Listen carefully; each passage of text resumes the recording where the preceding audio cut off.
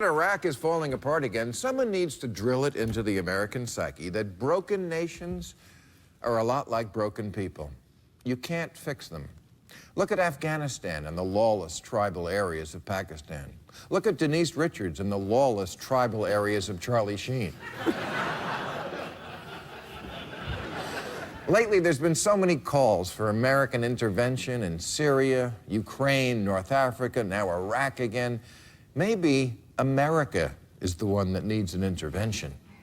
Maybe America needs Dr. Phil to come by and ask us, how's that nation building working for you?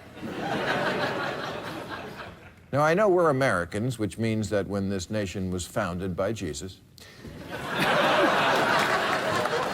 he made us exceptional, but we're not miracle workers. We have to realize that some nations, much like Nick Nolte's pants, are never going to change. Some of them aren't even nations. They're just tribes that we threw together like reality show contestants on a sex boat. And when presidents of both parties have dealt with them over the decades and got bad results, we always blame the president. But maybe it's not the president. Maybe it's the place. It's like how, sometimes there's one place on the street where every business that goes in there fails. You drive by, it's a Quiznos. You drive by again, it's a nail salon. Drive by again, it's a pawn shop. It's not failing because it hates freedom. It's just a shitty location.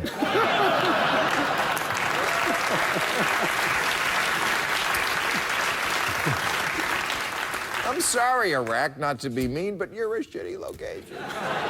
Which is why it's so frustrating to now hear, if only we had stayed. This is the delusion that launched the war in the first place. Remember the plan?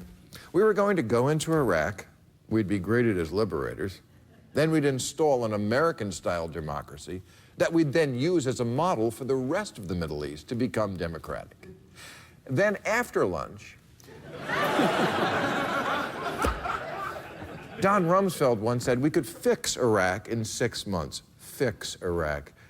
America's like one of those women who always thinks she can fix the bad boy. And Iraq, Afghanistan, Vietnam, Pakistan, Somalia, these are all the bad boys we couldn't resist trying to fix.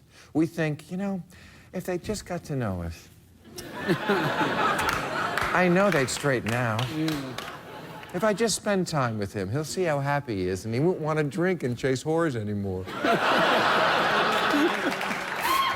I'm gonna smother him with love. That's what I'm gonna do. And then he'll realize what he really wants, to be a secular democracy. Dr. Phil? Don't think they're gonna be different with you. You love who you wish he was, not who he is. These people typically don't improve.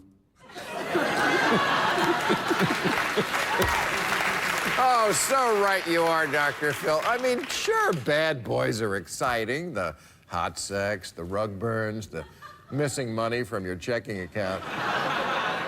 What girl could resist that? I mean, we've all seen how even big stars, beautiful, rich, successful women who could have anybody, chose to get with dirtbags. Why? Because it's human nature to think you can change human nature. Remember in that movie, As Good as It Gets, when lifelong asshole Jack Nicholson tells Helen Hunt, "You make me want to be a better man." Yeah, that happens never. Just like President Maliki isn't going to call Obama tomorrow and say, "You make us want to be a better country." Thank you very much. That's our show.